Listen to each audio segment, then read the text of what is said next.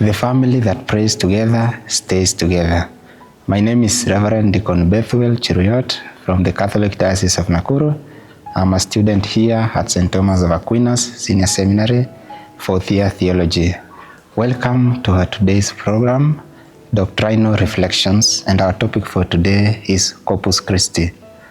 Corpus Christi is a solemnity of the most holy body and blood of our Lord Jesus Christ, where we as Catholics, we affirm the real presence of the body and blood, soul and divinity of our Lord Jesus Christ in the most holy Eucharist.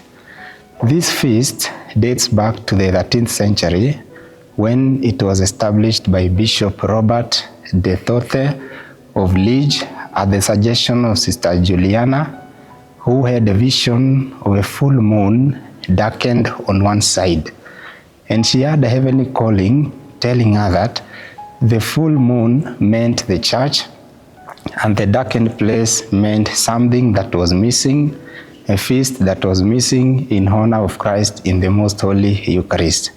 She shared this vision with the bishop, and the bishop established this feast in his diocese, and in his diocese it was first celebrated on June the year 1249.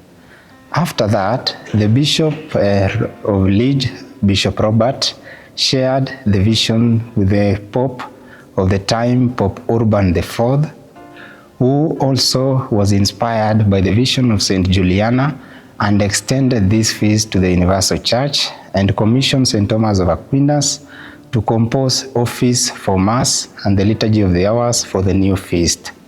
It is normally celebrated on the Thursday after the solemnity of the Most Holy Trinity, and in many regions it is transferred to a Sunday after the solemnity of the Most Holy Trinity in order to give room for the many Christians to partake and to celebrate that feast and that mystery.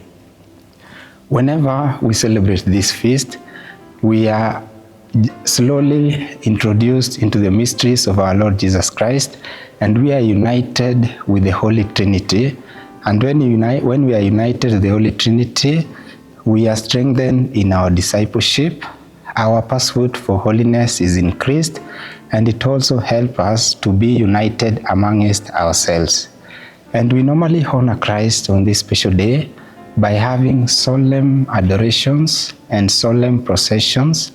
Whenever we have solemn processions, we go out, we announce to the others the true presence of our Lord Jesus Christ in the Eucharist, as we display Christ in the monstrance, that they may be able to get the identity and the clear message that Christ is truly present and quite timely for our contemporary Christians.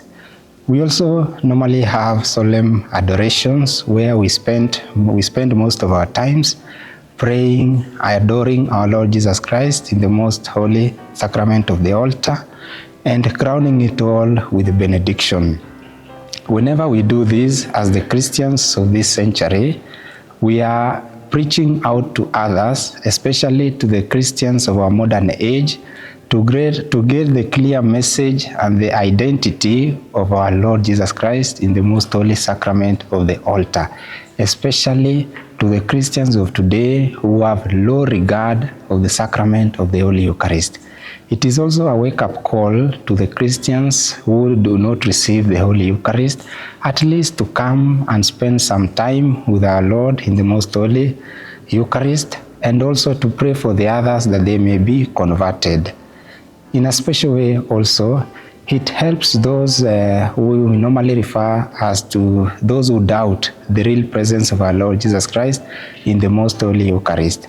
By we preaching to them, it becomes an impetus for them to be converted, to revalue their life, to reassess their lives, hence be able to change others. So, my dear brothers and sisters, this great feast of the most holy body and blood of our Lord Jesus Christ is our own feast to which we are invited by our Lord Jesus Christ himself to be united with him, and when we have that communion with our Lord, we will be strengthened as one family. We will be able to solidify our relationship with him, and we will grow in him. Thank you very much, and may we all pray that we may be imbued by the spirit of love to understand our Lord Jesus Christ and to be in communion with Him. The family that prays together stays together.